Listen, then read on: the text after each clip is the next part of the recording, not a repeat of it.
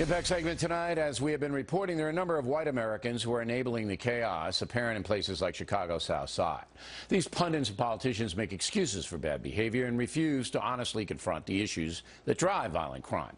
Case in point, drug dealers have devastated many inner-city neighborhoods, yet the liberals scream that the justice system is unfair to black drug dealers and users. Well, joining us now from Irvine, California, Heather McDonald from the Manhattan Institute, who has studied the situation, and here in the studio, Jason Riley, a member of the Wall Street Journal editorial board. So the beef seems to be, Mr. Riley, that blacks are being prosecuted and incarcerated more than whites for the same drug crimes. And you say?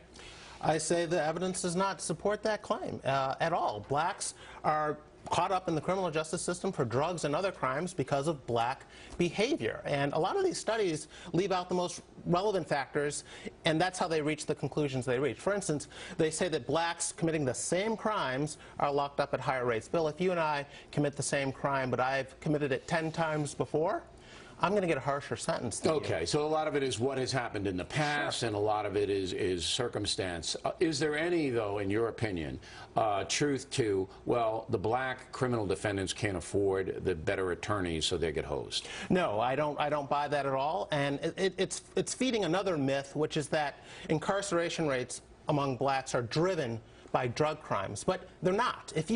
Blacks are about 13% of the population, but they're about 38% of people incarcerated.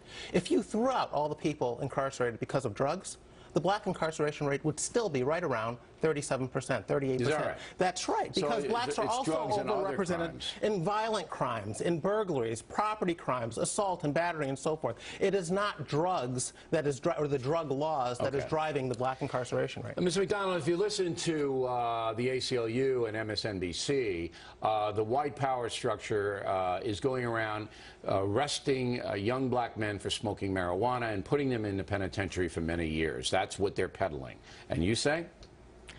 That's simply false. Nobody is going to penitentiary for smoking marijuana. You have to have many convictions on your record, and if it's a possession arrest, it's possession for sale. And you know what? If you go to Central Harlem police community meetings, what they say is we want the dealers off the street, you arrest them and they're back there next day. People understand that the outdoor drug trade is destroying their neighborhoods. As Jason points out, and I did this study, the drug offenses is not what's driving the black incarceration rate. You can take out all the drug offenses and you still have the same percentage of blacks in prison. Right. But this is something that is driven by violent crime. And I love Mr. Rangel's complaint that the government is ignoring inner city problems. They're going nuts about New York City policing because it has managed to bring homicide down in black neighborhoods by 80% by stop and frisk. And this is the government finally responding to black crime and saving lives. The grievance industry, they don't want aggressive policing, but they do want safe streets, so you can't have. But look, here's the crux of the matter. There isn't anybody honestly reporting this story, and that's what drives me crazy. The south side of Chicago's violence, Mr. Riley, is driven by drug gangs. They may not be selling drugs, but they're killing other people who are, or whatever. That's what's driving all of this stuff.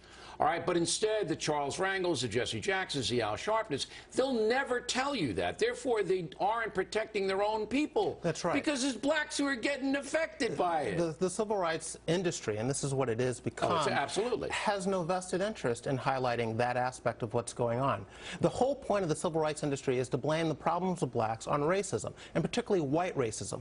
Black on black crime doesn't fit that narrative. But Trayvon Martin, non-black on black gun violence, does fit that narrative, so they decided to make him a cause celeb. What do you think of them investing all of this energy into the Martin case, all right, the marches, the protests, everything, and absolutely nothing into the disintegration of the African-American family and the violence in places like Chicago? It highlights the disconnect between the needs of the black community and the leadership that they have. It's a disconnect that has been growing for decades, and we have another example. The groundswell of protests from the black community. They're not out there protesting.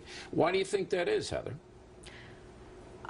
I think that the desire of victimology is very strong. There are protests sometimes for awful killings. And by the way, this week we had an 8-year-old girl in Oakland who was shot dead in her sleep by gangbangers shooting at her apartment building that also shot her grandmother and 2 other children. So, again, the media has no interest in this. Why does the media, in your opinion, have you been doing this for a while, why does the media have no interest in it? Why? Because they are dedicated to the myth that the thing holding blacks back is white racism, whereas, in fact, as hard as it is for many people to believe, this country has made remarkable progress, and we do have an awful history, but at this point, the changes that need to come are the decisions to get married, not have children out of wedlock, not drop out of...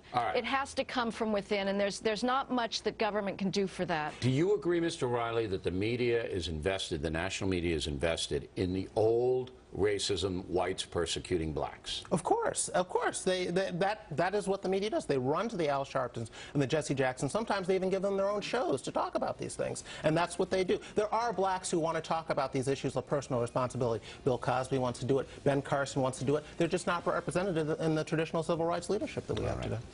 I thank you both.